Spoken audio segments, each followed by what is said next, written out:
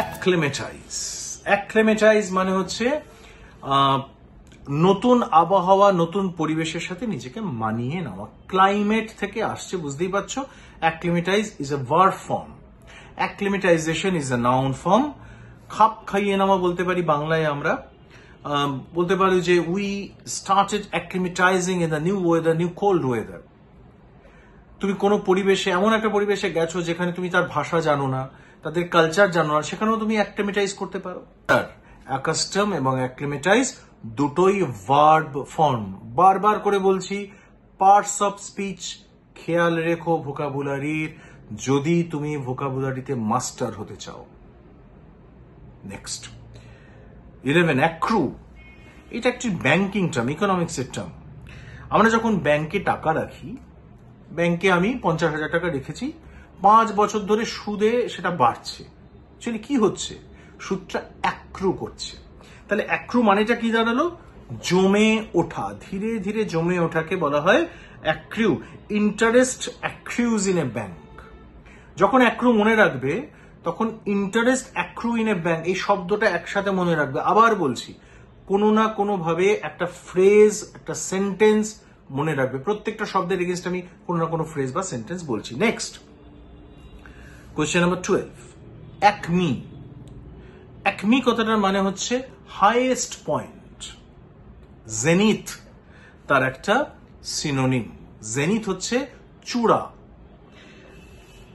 শীর্ষ বা তুঙ্গ।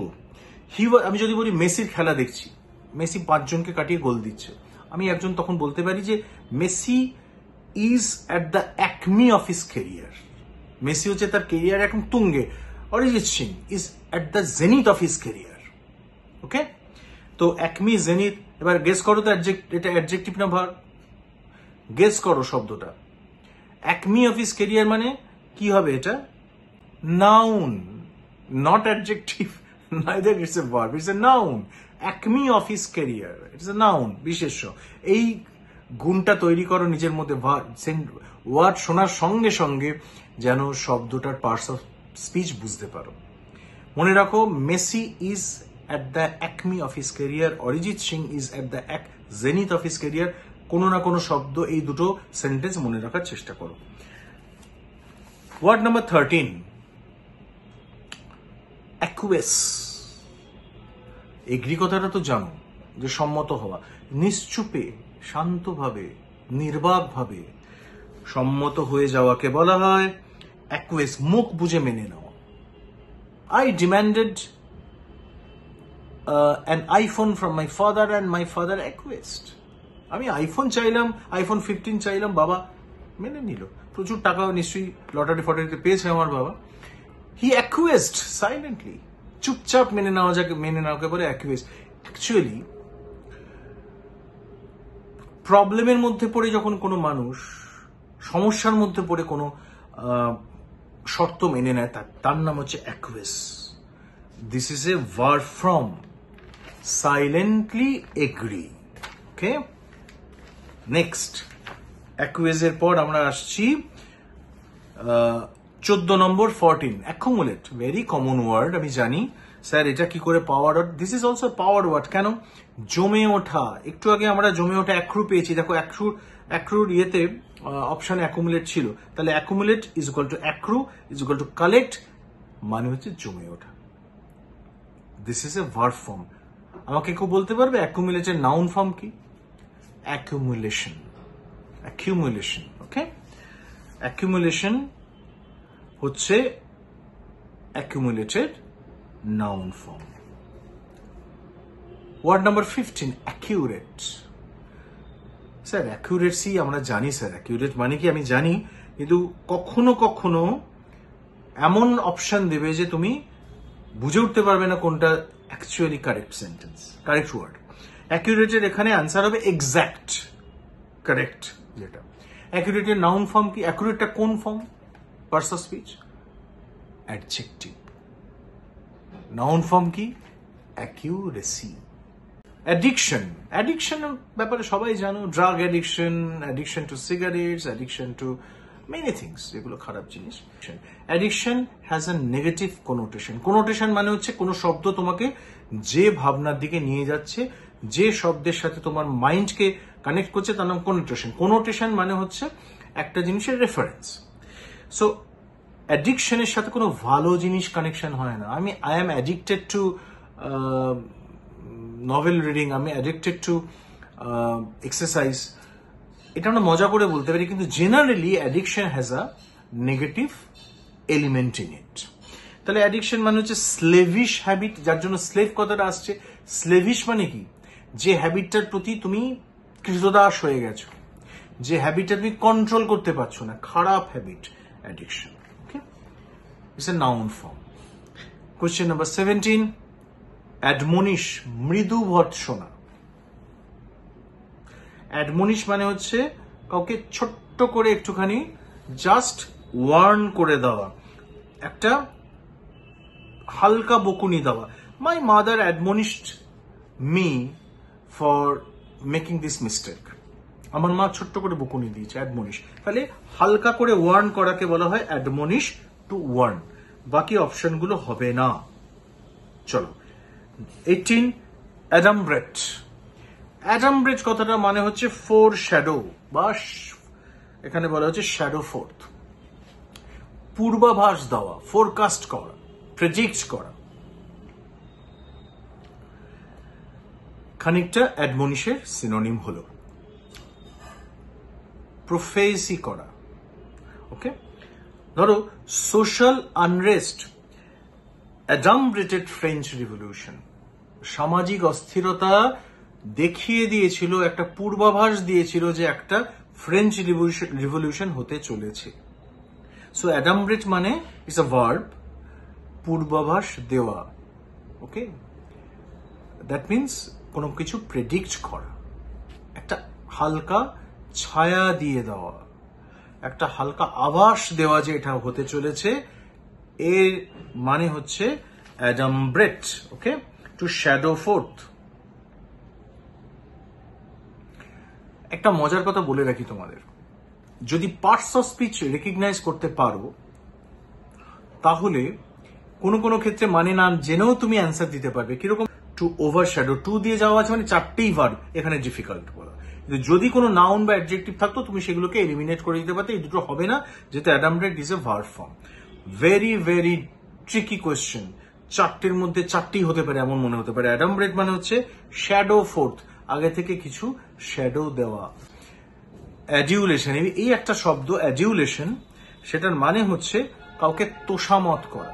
Basically sycophant যেগুলো করে, মানে হচ্ছে অত্যাধিক প্রশংসা করা, পা চাটা টাইপের প্রশংসা করা, বাড়াবাড়ি রমের চাটুকারিতা করা।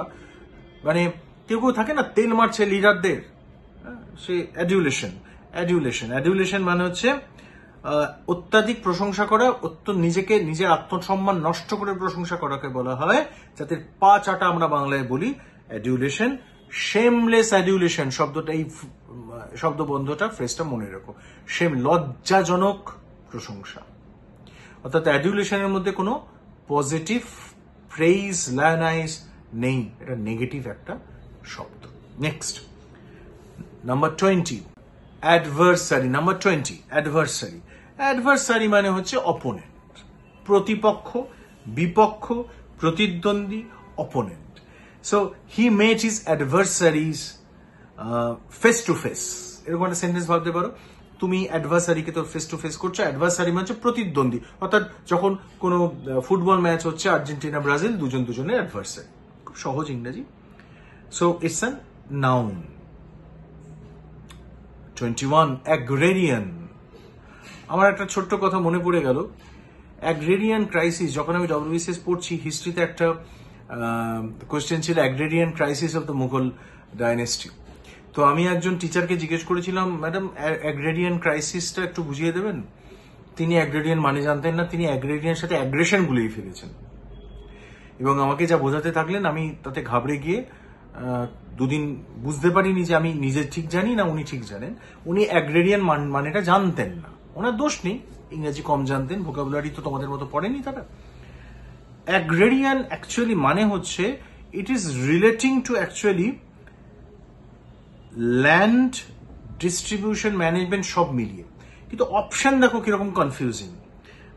অ্যাগ্রেরিয়ান মানে হচ্ছে এগ্রিকালচার। দেখো বুঝতে পারছো, অ্যাগ্রা এখান থেকে আসছে root word. Relating to land আছে প্রথমে, that should be the answer. Conserving the management of land, সেটাও ল্যান্ড নিয়ে রয়েছে। ল্যান্ড ডিস্ট্রিবিউশন, এটা হবে না, ডিস্ট্রিবিউশনটা হবে না, কিন্তু কাল্টিভেশন অফ ল্যান্ড এটা তো হতে পারে, কনফিউশন হতে পারে। কিন্তু জেনারেল যে স্টেটমেন্টটা দেওয়া আছে relating to land, actually relating to land cultivation হওয়া উচিত অ্যাজ পার দ্য ডেফিনেশন, কিন্তু দুটো আলাদা আলাদা করে দিয়ে দিয়েছে। তোমাকে তখন জেনারেলটা নিতে হবে যে relating to land. That's why I was mentioning earlier that sometimes it becomes difficult for the students to choose the correct answer because the answer is so close, the options are so close that sometimes the student gets confused about the correct answer. Okay? Agrarian মানে হচ্ছে কৃষিকাজ বা মাঠ জমি সংক্রান্ত। Agrarian crisis, agrarian decision, agrarian problem. Okay? চলো, question number 22. Allied. ভাই allied মানে কোনো জায়গা থেকে নামা, ট্রেন থেকে নামছো, গাড়ি থেকে নামছো, প্লেন থেকে নামছো, alight. It's a verb to descend. আচ্ছা, ডিসেন্ডের উল্টো ফর্ম কি? ওপরে ওঠা। ডিসেন্ড মানে অবতরণ, আরোহণ কি হবে? অ্যাসেন্ড। ওকে, মনে রেখো, DESCEND, ডিসেন্ড মানে নামা ভার্ব, অ্যাসেন্ড মানে ওঠা। 23. অ্যালিভিয়েট। অ্যালিভিয়েট মানে হচ্ছে উপশম করা। তোমার একটা সমস্যার মধ্যে তুমি আছো, তোমার কিছুটা পেইন রিডিউসড হলো, অ্যালিভিয়েট হলো, উপশম হলো। ওকে, সুতরাং অপশন হওয়া উচিত লেসেন, LESSEN। লেসকে ভার্ব ফর্ম করা হচ্ছে কমানো, lessen. Lessen is a verb. Broad থেকে যেমন ব্রডেন ভার্ব, তেমনি লেস থেকে লেসেন। ঠিক আছে, লেসেন ইজ আ ভার্ব। এখানে LESSON এর সাথে কোনো সম্পর্ক নেই। লেসেন মানে কমিয়ে ফেলা, অর্থাৎ কোনো প্রবলেম, কোনো সমস্যা, কোনো যন্ত্রণা, কোনো দুঃখ, কোনো ক্রাইসিসকে কমিয়ে ফেলাকে বলা হয় alleviate. Alleviation is the noun form, সুতরাং alleviate is the verb form. Next, ambient is a very common word. Ambience কথাটার মানে হচ্ছে আশেপাশের পরিবেশ, surrounding atmosphere, that is noun form. Ambient হচ্ছে adjective form, surrounding atmosphere noun, surrounding adjective, ambient adjective. Ambient sound,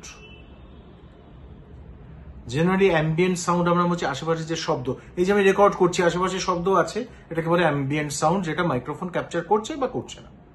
তাহলে ambient is an adjective, মানে হচ্ছে surroundings, আশেপাশের। লাস্ট, অ্যামেলিওরেট। অ্যামেলিওরেট কথাটা মানে হচ্ছে উৎকর্ষ সাধন, যে অবস্থায় আছো তার থেকে উন্নতি লাভ করা।